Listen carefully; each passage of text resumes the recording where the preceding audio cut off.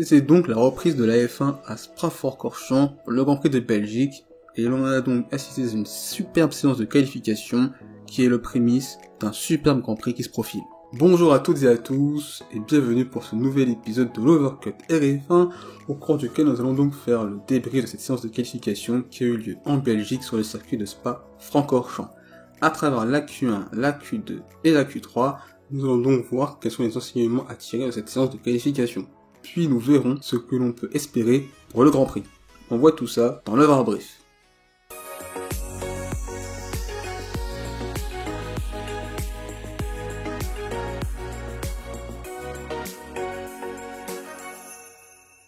La Q1 a donc été marquée par les éliminations de Nikita Mazepin qui partira 20ème, Kimi Räikkönen 19ème, à la 18ème place on retrouve Mick Schumacher, Yuki Tsunoda partira 17ème, et enfin 16ème on retrouve Antonio Giovinazzi.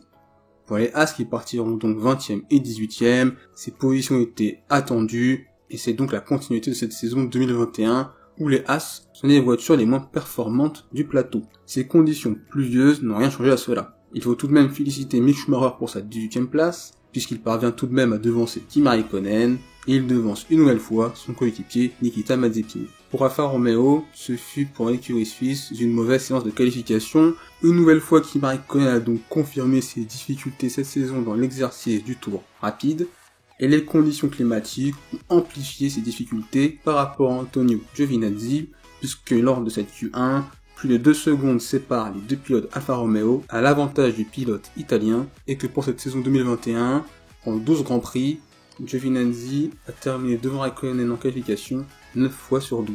Pour Yuki Tsunoda qui partira donc 17ème, c'est une nouvelle élimination en Q1 pour le pilote japonais.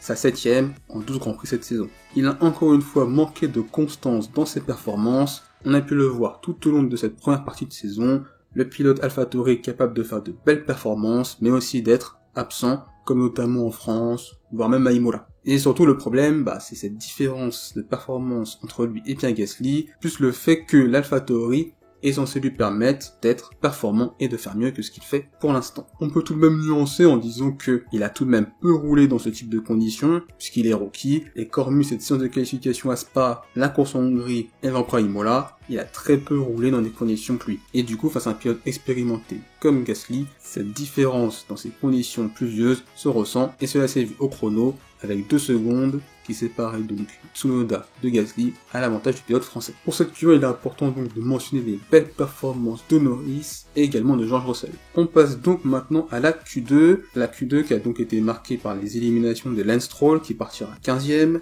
À la 14ème place, on retrouve Fernando Alonso, 13ème Carlos Sainz, 12ème Nicolas Latifi et enfin 11ème Charles Leclerc. Pour Lance Stroll qui partira donc 15ème, il partira dernier du fait de sa pénalité de 5 places suite aux incidents lors du Grand Prix de Hongrie, et on a pu le voir à la fois en Q1 et en Q2, on a vu le pilote canadien en difficulté dans ces conditions, puisque durant ces 2 sessions, il a été systématiquement à 1 seconde 4 de Sébastien Vettel. Alonso qui partira donc 14ème, et bien le pilote espagnol avait fini la Q1 à la 14ème place, l'Espagnol finit cette Q2 également à la 14ème place. Durant cette Q2, il a été assez loin d'Ocon, puisqu'il est à 8 dixièmes du pilote français. Ce n'est donc pas une bonne séance de qualification de la part du pilote espagnol, mais globalement l'Alpine, au vu des performances d'Ocon, à mes yeux n'a pas semblé être une voiture capable d'être ultra compétitive dans ces conditions. 12ème, on retrouve donc Nicolas Latifi, c'est donc une très belle performance de la part du pilote Williams, c'est sa 2e participation en Q2 cette saison, et d'ailleurs, c'est sa meilleure séance de qualification de la saison, avec cette 12ème place, très belle performance de la part de Latifi.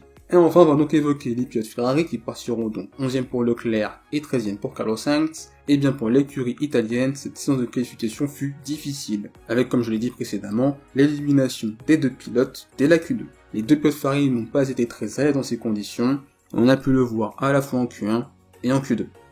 Avant donc de passer à la Q3, n'hésitez pas à liker cet épisode, parce que si vous êtes toujours présent à m'écouter, c'est que cet épisode vous plaît. Et en plus, en likant cette vidéo, vous aidez notre podcast à se développer sur YouTube et les autres plateformes de podcast. C'est donc aussi une façon pour vous de soutenir l'Overcut RF1, de nous donner de la force, et ça nous aide grandement. Je vous en remercie. On va donc maintenant passer à la Q3. La Q3 qui s'est donc ponctuée par la pole position de Max Verstappen, qui devance donc George Russell 2e, Lewis Hamilton 3e, Daniel Ricciardo 4e, Sébastien Vettel 5e, 6e, Pierre Gasly. À la 7e place, on retrouve Sergio Perez, Valtteri Bottas 8e, 9e, Esteban Ocon, et enfin 10e, Lando Norris. Et bien tout d'abord, le premier enseignement que je souhaitais évoquer, et bien c'est tout d'abord Lando Norris, puisque je vais notamment évoquer sa séance de qualification à travers ses belles performances, mais aussi son incident, et que le premier élément mentionné, c'est tout d'abord qu'il va bien, et c'est bien l'essentiel. Donc Lando Norris avait été l'auteur d'une excellente séance de qualification avant son accident en Q3. En effet, la pluie avait donc redoublé d'intensité juste à la fin de la Q2. Et les pilotes donc roulaient dans des conditions plus compliquées, et à mes yeux, deux problèmes se posent. Tout d'abord, le premier problème, est-ce que la piste était praticable durant cette Q3 au moment de l'accident de Lando Norris? Pour Vettel, non, puisqu'il réclamait qu'il y ait un drapeau rouge pour suspendre la Q3. Au vu des événements de l'accident de Lando Norris, Sébastien Vettel avait parfaitement raison de suggérer de suspendre la séance. Et surtout, en voyant Lando Norris débuter son tour rapide juste avant son accident au Raidillon, ça me paraissait tout de même être des conditions assez extrêmes pour piloter. Donc je partage totalement l'avis de Sébastien Vettel. Le deuxième problème que je souhaite évoquer est un problème plus global, puisque je vais évoquer ce virage, cet enchaînement au rouge plus le Raidillon. Puisque depuis l'accident tragique qu'il y a eu en F2 en 2019 avec le décès d'Antoine Hubert, il y a eu pas mal d'incidents dans différentes catégories de sport automobile dans ce virage, et on a encore pu le voir ce week-end avec un nouvel incident assez impressionnant sans gravité heureusement en W Series, et donc à mes yeux je pense que la question de la dangerosité de ce virage doit au moins se poser. Puisqu'on a pu le voir dans le cas de Lando Norris, sa voiture donc va taper le mur à gauche du Raidillon, va rebondir sur le mur, puis traverser la piste et se trouver donc à droite au niveau de l'échappatoire. Et on aurait pu imaginer que si une autre voiture avait été juste derrière Norris, ça aurait pu être extrêmement dangereux. Et donc je pense personnellement que ce serait bien que la FIA se penche là-dessus, qu'il y ait un travail commun avec les pilotes des différentes catégories pour améliorer la situation ou trouver des solutions. Je pense en prenant en compte les différentes catégories, puisque chaque catégorie a ses spécificités différentes, en termes de puissance moteur, de pneus alloués, le type de monoplace, tout cela qui va donc faire que les voitures ne passeront peut-être pas de la même façon le Raidillon, mais que par exemple une solution pourrait peut-être régler un problème pour la Formule 1, mais cette solution-là ne serait pas efficace pour une autre catégorie de sport automobile. Et je pense qu'il serait important de débattre au sujet des voitures. Est-ce que les voitures d'aujourd'hui par exemple sont trop rapides en termes de sécurité par rapport à cet enchaînement au rouge plus le Raidillon, la question de gravier ou pas de gravier, la question aussi des murs des pneus, voire même pourquoi pas réfléchir à modifier le virage. Et je pense que ce serait vraiment important au moins qu'il y ait une réflexion à ce sujet-là. Mon deuxième enseignement que je souhaitais retenir, c'est Russell, waouh! Une qualification absolument dingue de la part du pilote britannique, qui l'a conclu à la 2e place. On a longtemps cru qu'il aurait pu faire la pole position, ce qui est une performance absolument extraordinaire de sa part. Et j'ai pas de mots pour l'expliquer, c'était absolument incroyable en termes d'émotions procurées par ce pilote, par ses performances en qualification, parce qu'il est absolument incroyable. Et franchement, si l'an prochain, il n'est pas chez Mercedes, je ne comprends plus rien. Elle va esquiver cette saison, entre ce que fait Russell et ce que fait Bottas, je pense que Russell est largement vainqueur de ce duel à distance pour le baquet Mercedes en 2022. Donc comme je l'ai déjà dit, incroyable séance de qualification de sa part, et personnellement, je suis un peu déçu tout de même qu'il ait pas fait la pole, car franchement ça aurait été quelque chose d'encore plus fou. On espère que demain en course, il sera capable pourquoi pas de réitérer cet exploit, pourquoi pas même de gagner ce Grand Prix, qui serait tout de même assez fou, mais on peut pourquoi pas l'imaginer. Troisième enseignement de cette séance de qualification va donc évoquer cette lutte pour le titre pilote entre Lewis Hamilton et Max Verstappen. Pour Max Verstappen, c'est la bonne opération, avec cette pole position, alors qu'Hamilton partira seulement 3e. 4e, on va donc retrouver Daniel Ricciardo. Très belle séance de qualification de la part du pilote australien avec cette 4e place. En statistique, c'est sa meilleure séance de qualification de la saison.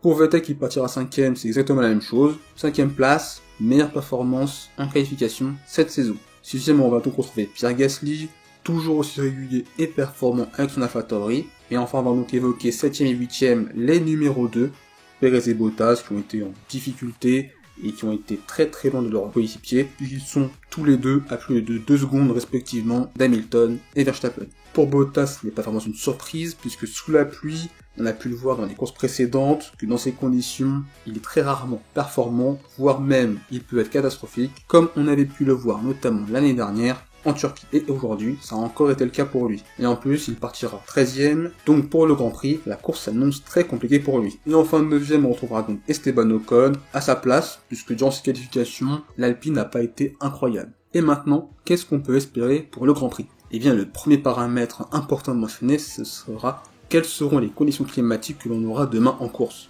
Car si c'est comme aujourd'hui, avec de la pluie, il faudra tout d'abord faire attention au départ, attention au premier virage, attention au raidillon, et même attention au premier tour dans sa globalité. Alors, la possibilité d'accrochage, d'incident, de safety car, de virtual safety car, voire de drapeau rouge, elle risque d'être assez importante. Mais à mon avis, dans ces conditions-là, des pilotes seront parfaitement capables de sublimer leur monoplace, comme l'a fait Russell en qualification.